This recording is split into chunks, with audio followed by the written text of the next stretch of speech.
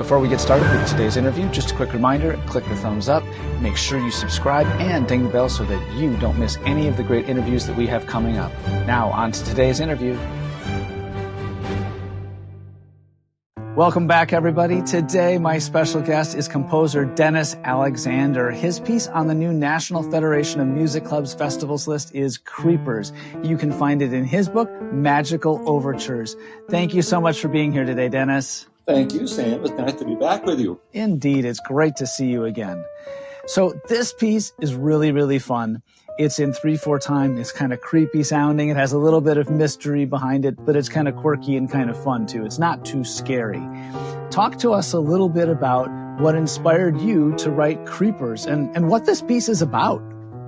Well, this, as you mentioned, it's a piece which has some real kind of interesting little sounds in it. I've always found that writing music at this level is more challenging for me than writing more advanced pieces.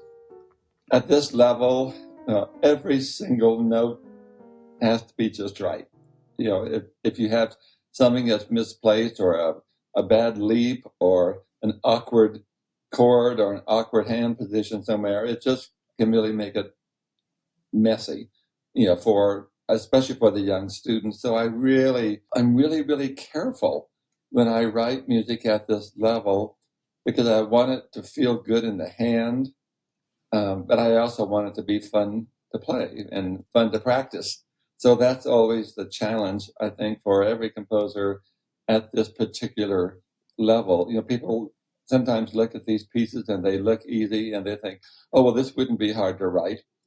But in reality, if you have played a lot of different elementary or late elementary pieces, sometimes you'll play pieces which don't sound particularly interesting, and it's just because 2 or 3 maybe minor things could have really made a huge difference in the overall perception of the piece. The main reason why I wrote this piece was to give students an opportunity to really work on a left-hand melody. This is really mostly a left-hand melody piece, and of course it's in minor.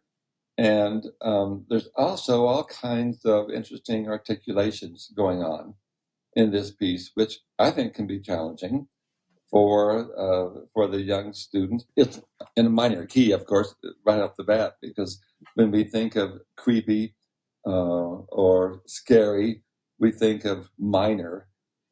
So it really had to be in a minor key. I chose A minor because A minor is a fairly easy key, I think, for the elementary level student to play from. And also, I threw in some chromaticism here and there, which some students probably haven't had that much of at this particular level.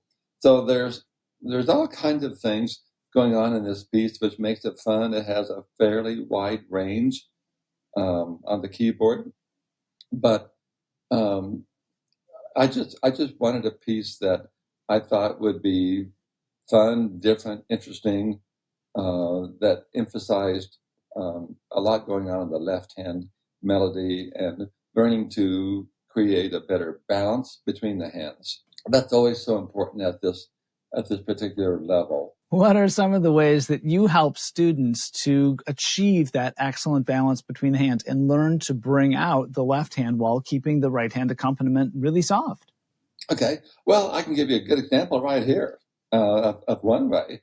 For instance, in the opening of this piece, we have a half note followed by a quarter note. We have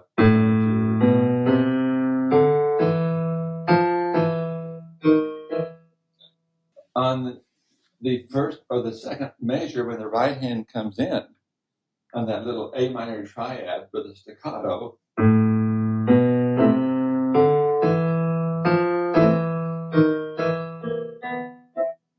if you just analyze that very simple little pattern for a second, you'll notice that I have the third finger in the left hand very strong finger against that first triad in the right hand.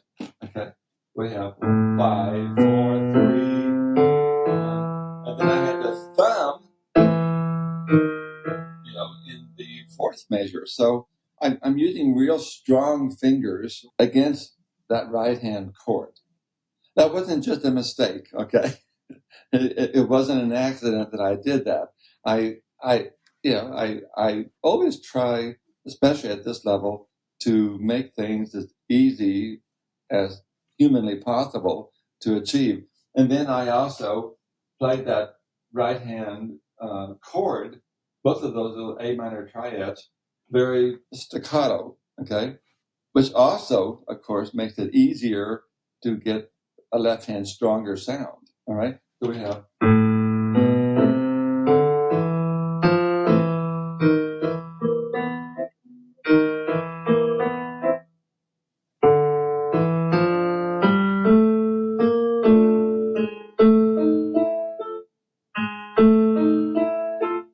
But you'll notice when I get into measure 9 and we change a pattern from going the A minor pattern into a D minor pattern, then I have exactly the same things going on with the melody, with the fingering, with the chords. So again, they're doing the same pattern, but in a different modality. That's just one way that we can really help students to achieve that balance between the hands. I also sometimes like to just give them a 5-finger pattern and just do it really slowly and play, for instance,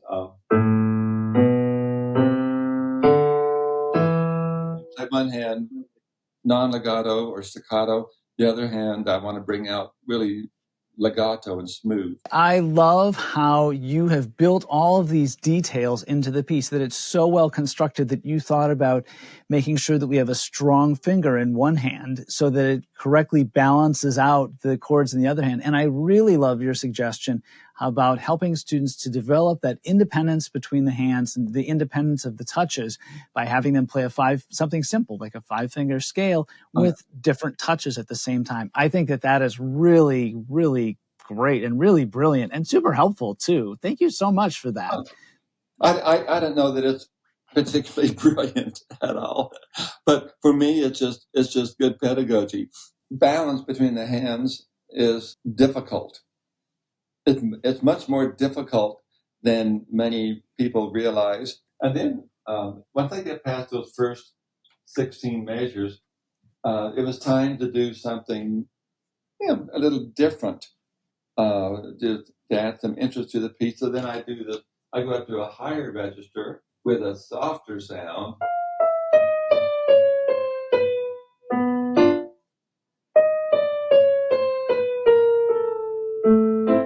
And then the left hand.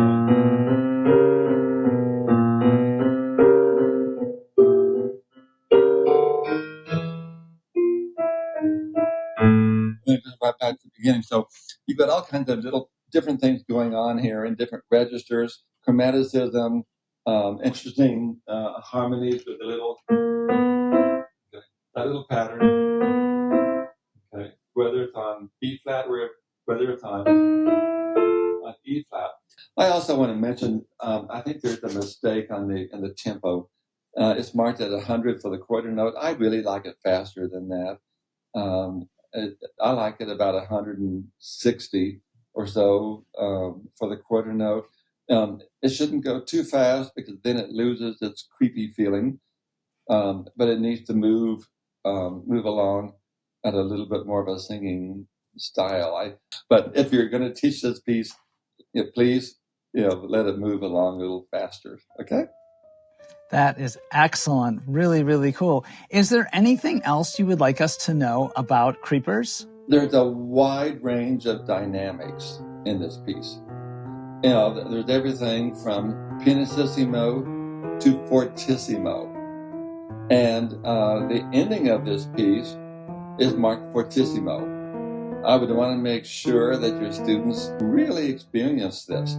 For me, that's another feature of this piece that makes it so much fun, not only to play, to listen to. Absolutely. It's a really, really, really cool piece. My guest today has been composer Dennis Alexander. His piece on the new National Federation of Music Clubs Festivals list is Creepers. You can find it in his book, Magical Overtures, at high-quality music retailers near you. Thank you so much for being here today, Dennis. Thank you.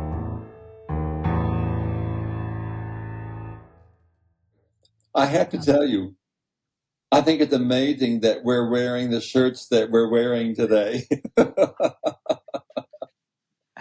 I love your shirt, by the way. I should have said it right away. It's just great. And, oh, thank you. Mine looks a little bit like I mugged a flamenco dancer on the way to work today. Like, give me your wallet and your watch. Actually, no, I just want that shirt. No, sir. You can keep the hat with the little dangly pom-poms. I don't need that. But, I know it's a little bit like.